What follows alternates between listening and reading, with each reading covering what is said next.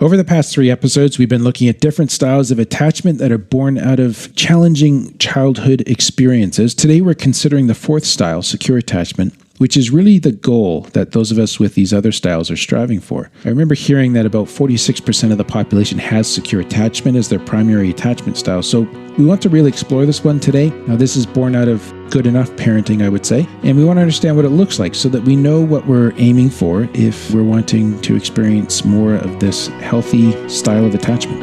The Marriage Podcast for Smart People is designed to help busy couples like yourselves move away from conflict and unhappiness to build a marriage you'll love today and treasure for a lifetime. This podcast is made possible by listeners like you. Learn how you can help save marriages, prevent divorces, and keep families intact by going to oyf.support. Once again, that website is oyf.support. And now, here are your hosts, Caleb and Valinda Simone Gandel from Only You Forever.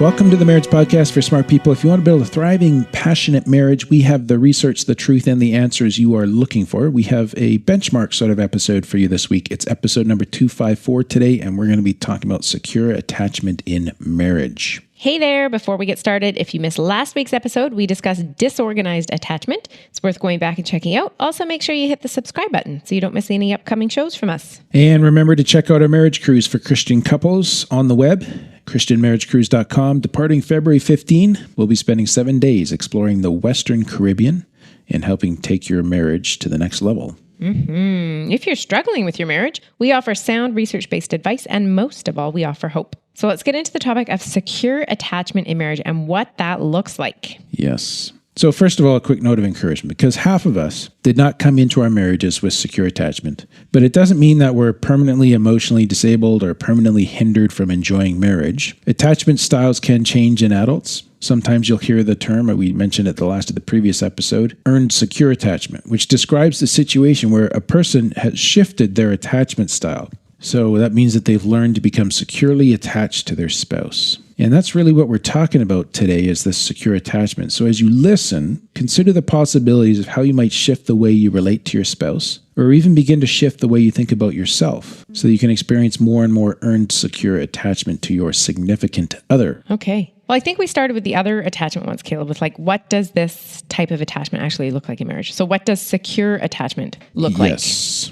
So we'll come at this a couple of different ways. We'll talk about it in conflict and also in the ways that they depend on one another. But one of the intuitive abilities of securely attached people is that they can take comfort in their spouse. They can share with their spouse both joy and discomfort. Okay. And they're able to ask for help when they need it. So they know they can turn to others. Okay. Is one thing. And then they feel secure when turning to their spouse. Okay.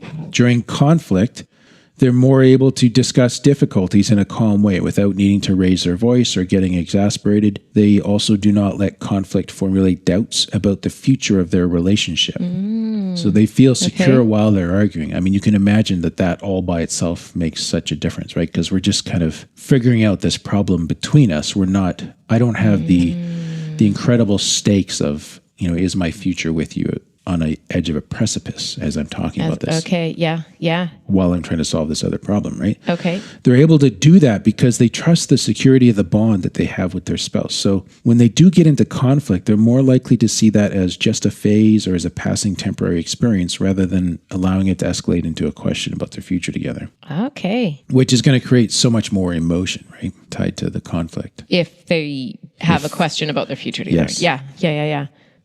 So again, right away, I hope what folks are hearing is that these are people who've developed a secure bond. They trust the integrity of that bond, even when the people held by the bond are not really getting along. Okay. Another researcher looking at secure attachment during conflict also noted that these folks have the ability to formulate or to initiate affection toward their spouse to maintain problem-solving communication while they're in conflict. So I'm fighting with you, and while I'm fighting with you, I can show you affection. Okay. Right? So, I mean, you can imagine how these in some ways, they seem like small things, but they would be such big things in difficult times, right? Yeah, like, I don't know, if I'm fighting with you, I don't really feel like initiating affection. Okay. Like, didn't you just say that? You have the ability to... Yeah. Initiate formulate affection or initiate affection toward their spouse. while in conflict. Yeah. Well, I think you've done it the odd time, at least. I mean, I shouldn't have laughed there. No, I'm just trying to remember. There was that one time in the car. I forget what the issue was, but you kind of really paused and you thought it through and you offered something back that was generous rather than just sort of taking. Is that what you mean? Like being generous in your point of view? I thought you meant That's like one expression being lovey-dovey or like for some, it depends on the person, right? Affectionate. So someone might reach out a hand and just say, look, we'll figure this out. That's affection. Oh, okay. So this doesn't have to be like... It's not like... full on... I'm going to give you a kiss and a muffin right now. Yeah. No, it's whatever it might be, or just, you know what, baby, I'm not going anywhere, but we have to figure this out.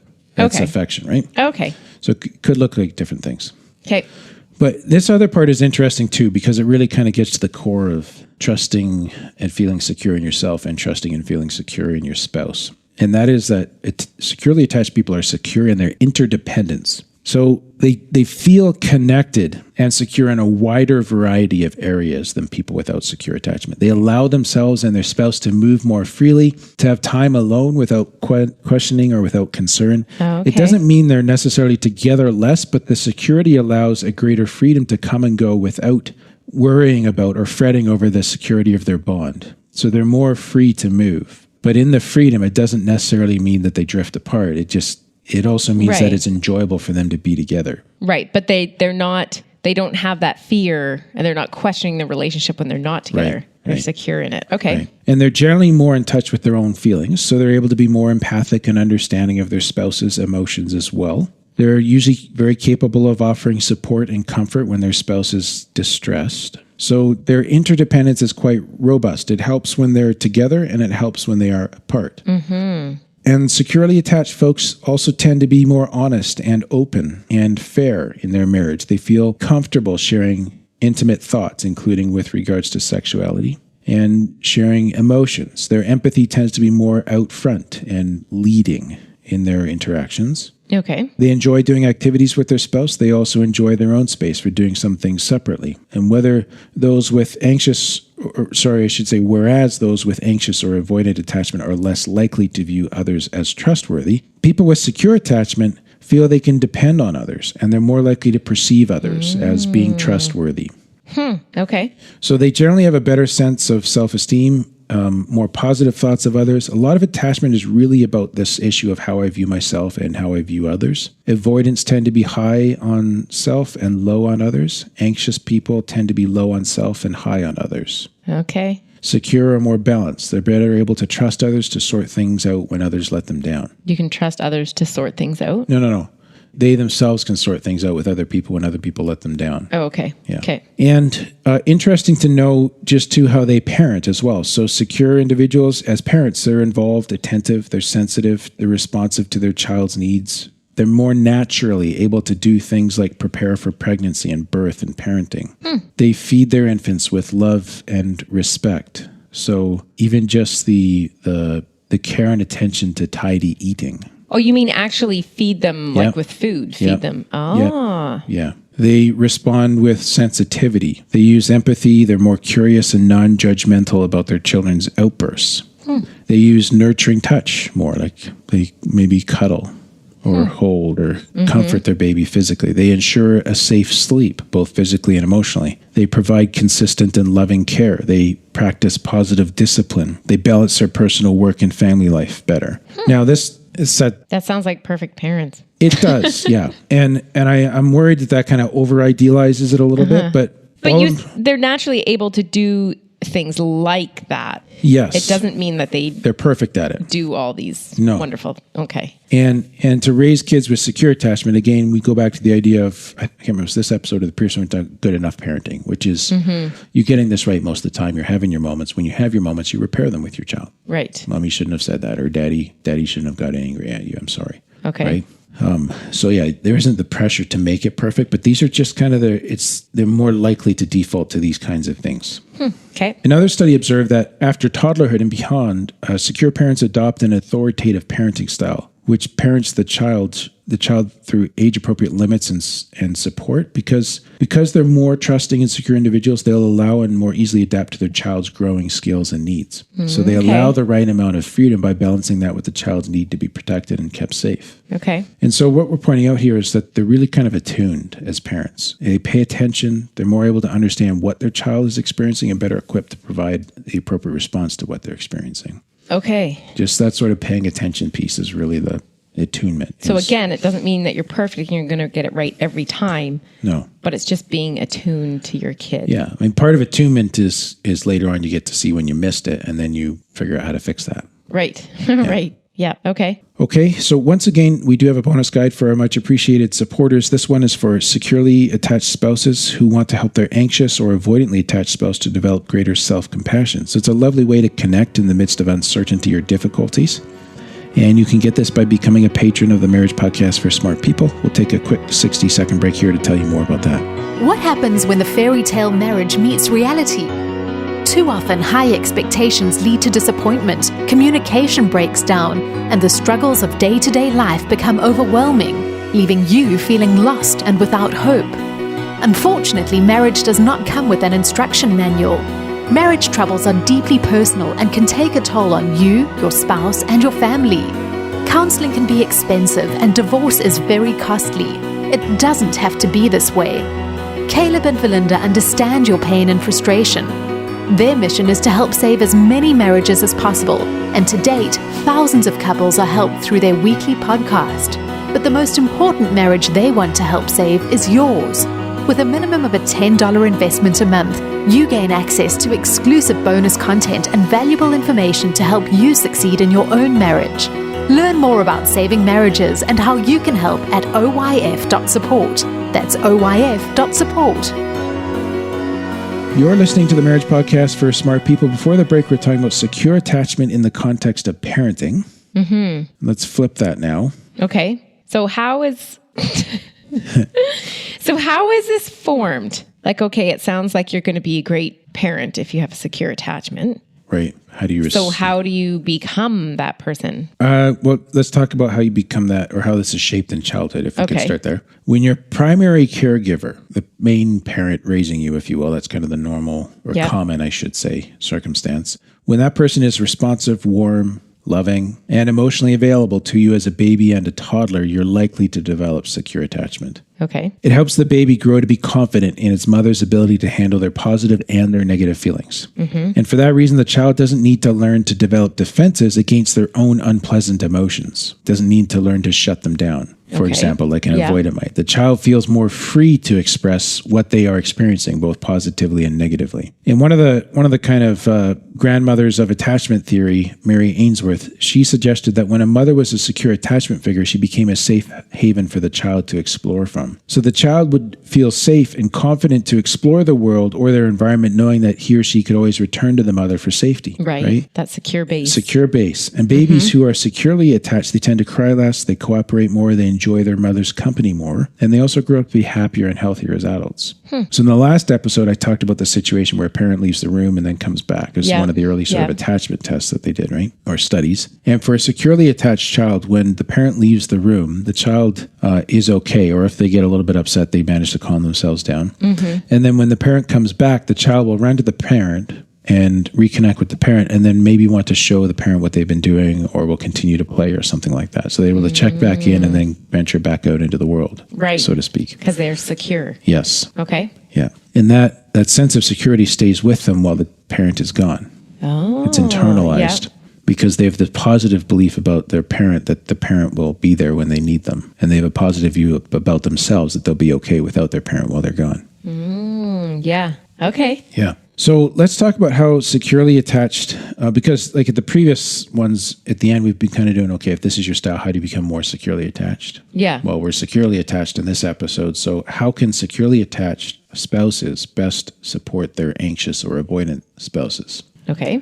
Let's talk about that. Okay. So if you're secure in your style, but your spouse is not, want to introduce the idea here of partner buffering. So as a securely attached spouse, you can, with effort and thoughtfulness, help your anxious or avoidant spouse become more emotionally regulated in order to more effectively modulate their anxiety about themselves or about you. So how? With an anxious spouse, you'll need to give far more reassurance than you might feel is necessary. Like it would be more than you would need as a secure person. Oh, I struggle with that. In the sense that you're providing more reassurance than you know or think you would need. So for example, if your anxiously attached spouse wants you to call if you're going to be late, just be diligent about making that call every time. And the more that you're able to provide that consistent reassurance, the more you extend a safe haven to your spouse, and the more likely their attachment system is going to be able to stay in a secure state or move to a secure state. Can I ask a question here about not marriage? Yes. So like kids that seem so insecure in their ability for something and go on and on and on about it. Like, do you just need to give them reassurance over and over and over and over? Like I get to a certain point where it's like, okay, you need to stop the negative self-talk here and just do it. Like, where's that balance? I mean, you could be doing it in marriage too, but that's your kind of style with them, like not attachment style, but that's how you deal with things.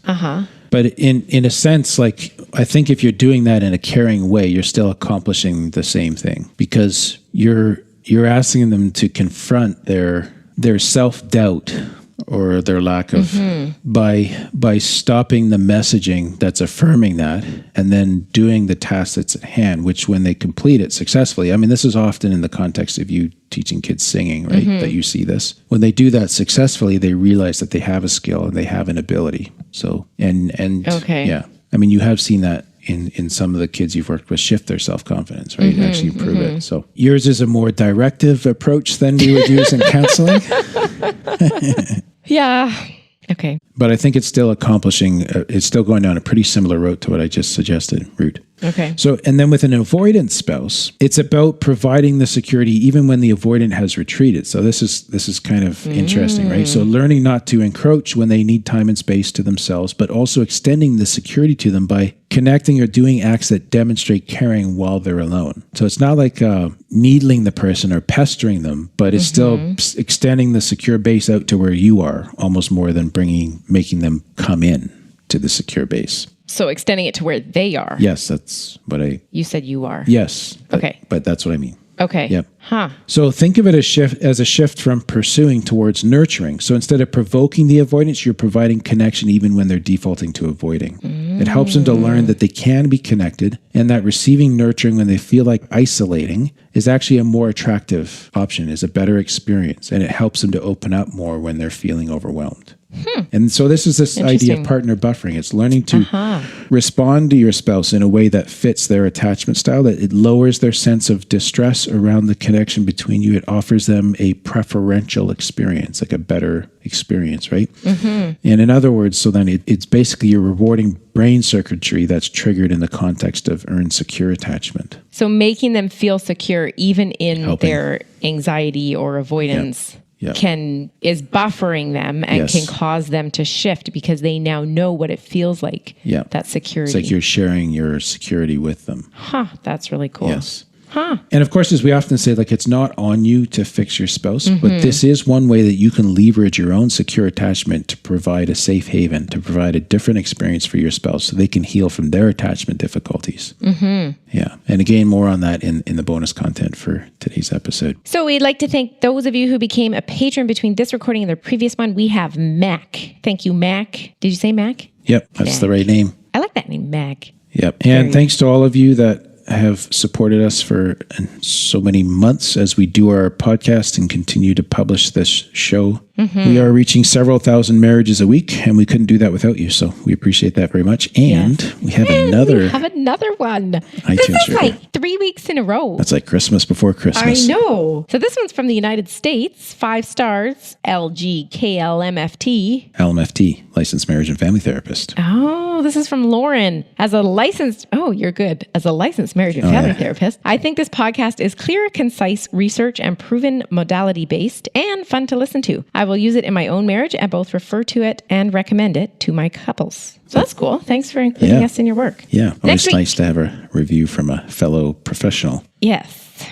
Next week, we're talking about sharing emotional labor in marriage, or next episode, I should say. Because we're on holidays. Yes, that is about making sure that there's a fair distribution of the burdens that you carry as a couple. Like we've talked about shared labor, like housework and stuff and childcare, but this is emotion. I'm going to have to listen to that one. That is all for today's episode. You can get the full show notes at oif.link/254. Find out how you can help. Go to oif.support.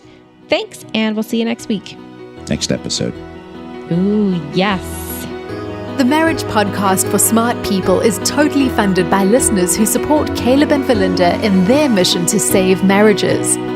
If you would like to be part of this worthy cause, open your web browser to oyf.support.